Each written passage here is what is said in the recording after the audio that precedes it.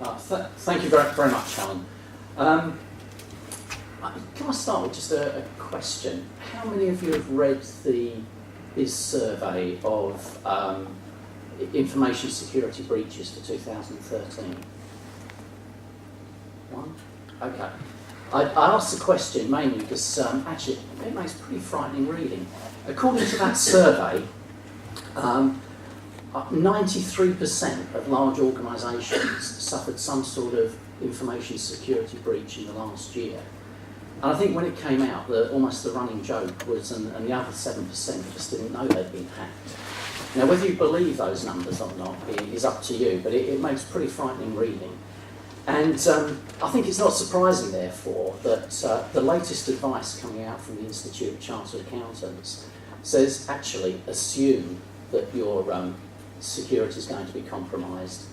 Work on the basis that the things that are most dear to you, you keep well protected, but expect that you're operating in the digital world, you're actually going to have some sort of security breaches.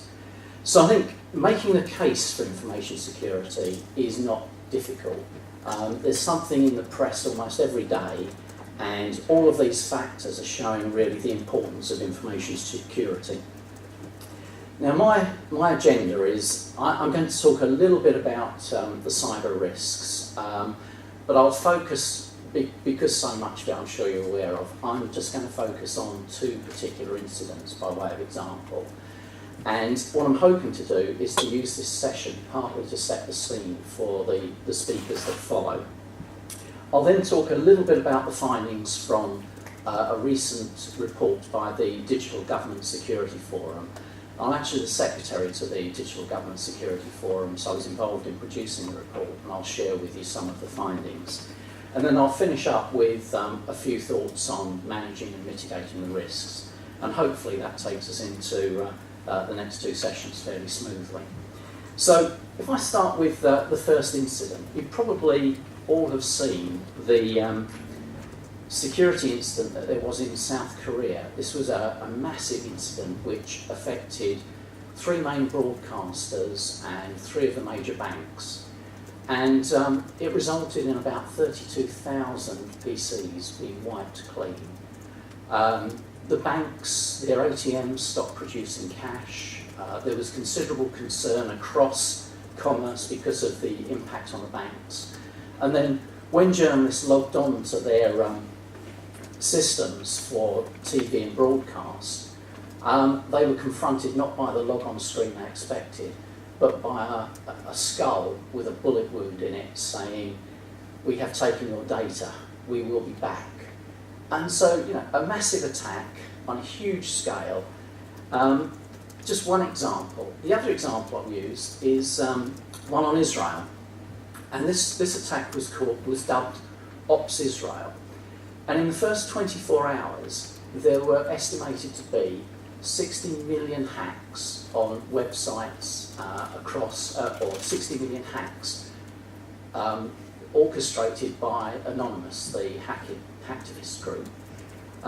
It's believed that they hit about 60,000 websites, about 40,000 Facebook pages, something like 5,000 Twitter accounts, and huge disruption.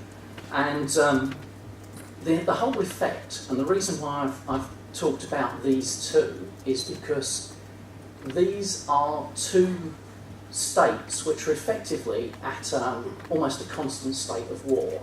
And so in terms of cyber preparedness, they've probably got some of the best defences in the world. And the other point is that when you start to look at these attacks, they weren't designed really to steal data, to compromise. Most of what they were about was to undermine trust and confidence in the systems. It was to show vulnerability. And so the reason why I've highlighted those is because I think in terms of operating in a virtual world, in a digital world, trust and confidence are key. And as part of the report that we produced, we came up with something called the Trust Multiplier. Now, when we first did this report, we put a lot of words around this, but actually it doesn't require a lot of words, because what's pretty clear is if trust goes up, the speed of transactions increases dramatically, costs go down. If trust is compromised, then actually everything's slower, people are checking, costs go up. And I guess one of the clearest examples of how this happened was the now infamous case of those two H&R CDs that went missing. And if you read the ex-Chancellor's autobiography, in that it comes through Alistair Darling, it comes through pretty clearly that he was immensely frustrated by these two CDs going missing. The banking crisis was in full flood. He was trying to save the banking system. At the same time, he was trying to chair the G20 group of finance ministers, and he was having to go to Parliament and explain how two CDs went missing. And actually, after all of the activity, and you all know the amount of activity that generated across central government and beyond, there's no real evidence that any of that information was used or abused. So for the impact of that had on government, and even at ministerial level, the Chancellor level, national level, was huge. So in the digital world in which we're operating, trust and confidence is obviously key. And for all of us, I think has huge implications for digital by default, because if we're going to see digital by default really move forward and achieve the sort of transformational change that we expect, the cost savings, then we need to ensure that there are high levels of trust and confidence. And in fact, it goes a lot beyond that, because if you look at most of the transformational programs, most of the change programs, the cost savings, they're underpinned by technology. And again, if there isn't trust and confidence, then these things really just aren't going to work. And as we move into the Internet of Things, then obviously smart buildings, utilities, infrastructure, all of those things, we need the confidence, as well as around intellectual property, personal data and privacy, integrity of contract negotiation. All of these areas, as you know only too well, are impacted on by trust and confidence. Could I just at this point do a quick show of hands on who's from local government? Who's from central government? Private sector? Okay. And who regards themselves as an information security specialist? Okay. Oh, that's good. Good. Gives me a much better feel for the audience. So, if I move on to talk about some of the findings coming out of our study, when we started to look at the way in which cyber risks were being recognised and how well UK was operating, actually at national level, the UK has got an incredibly good reputation. GCHQ has got sort of world-class skills that are recognised. The UK is being recognised as doing a huge amount about cyber, and I think a lot of that has come from this, partly those problems with those HMR CDs and getting some of the security and information handling right. When you start to look at the operational level, actually again, it's being done pretty well. When you get down into the local authorities, into departments, at an operational level, a lot of the information security seems to be working really well. What we found was that the real concerns were at board level, chief executive level, director of finance, DG, those sorts of levels, and there wasn't really the ownership. And I guess when you start to talk to people at that level, they would talk about they've got information asset registers, they've got reports, and all of this stuff is produced to them. But actually, they didn't really own it. And if you went to a board member or a chief executive and you said, I'd like to talk to you about cyber risk, they said, oh, talk to my head of IT or talk to my information security specialist. And actually, to get the right level of investment, the right management of risk, you need that engagement at board level, you need director of finance, policy people engaged. And I think that's echoed by a lot of the things we've heard in the earlier sessions, and some of the things that we've talked about, co-production, working with others, the ability to understand the agendas of these different tribes, and actually, just because you understand this stuff, you can't have a monopoly on it. You've got to be, part of the solution and part of the leadership group. So, if I come on to the study that we conducted, this is targeted primarily at that group, the chief executives, board members, policy people. And what we've done is we've put a forum around it, which includes those sorts of individuals, but also information security specialists, people from across different parts of government, and also we've integrated people with an HR background, so we're getting different perspectives on information security. And for the study, what we did was we did quite a lot of research, wide interviews and then in-depth interviews and a lot of desk exercise, and it was really quite useful in terms of developing an understanding of where we are with information security across the public services, and also some of the ideas around best practice. So what we tried to do, and I should have said as part of that, we had quite strong support from a number of specialists. So it included interviewing somebody from the government of South Korea, somebody from Hungarian government, some North American specialists, people from Cabinet Office, local government, fire and rescue, and also we had a very strong input as well from McAfee, who've been helpful in sponsoring the report and supporting it.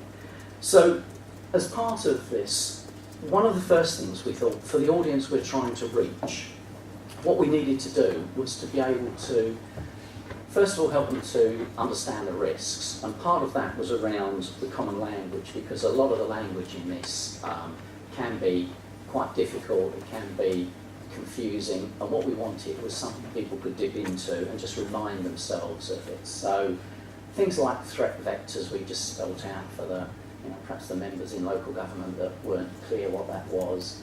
Things like threat actors, who the bad guys are, what they're trying to achieve. A lot of the stuff that's second nature to you, but we just tried to put it all in one place. Types of attack, and then also an example attack to explain how these things are put together.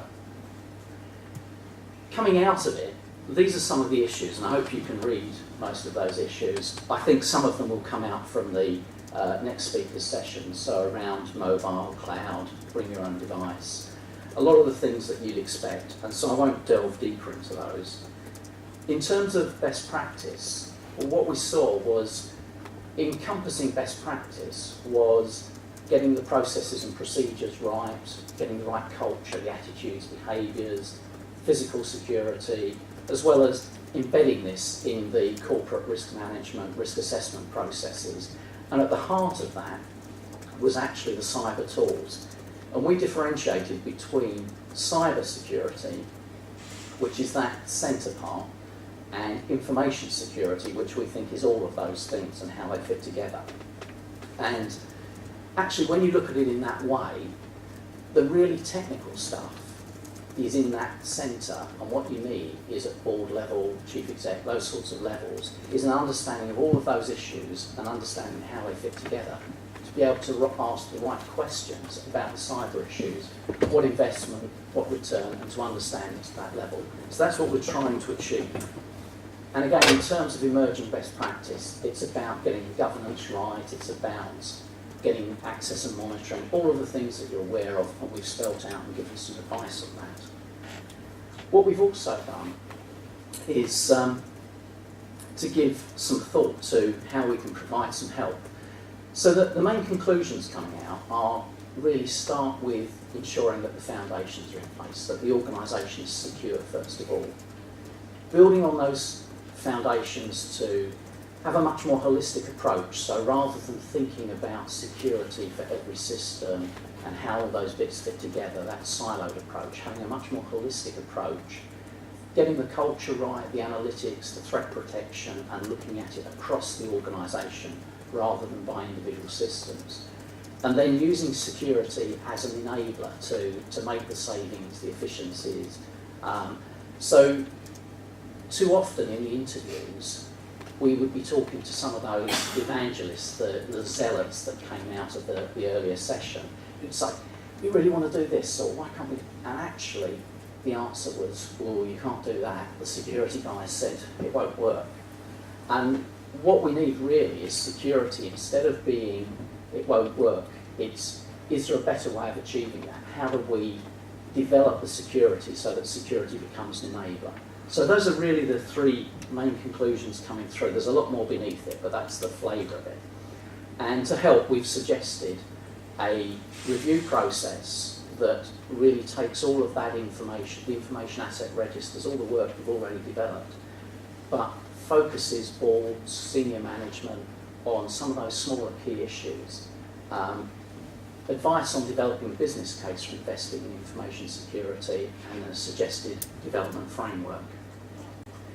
I don't expect you to be able to read this, but this is an example of the review process and how we've shown how it would fit together.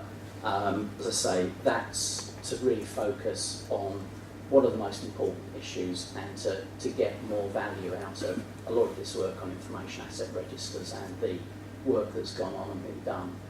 And lastly, to develop a development framework, and what we've suggested, and again some of these things are echoed in the earlier sessions today, that you need to put in place the governance arrangements, you need to get the culture right, you need leadership, you need to understand and align the security with corporate objectives.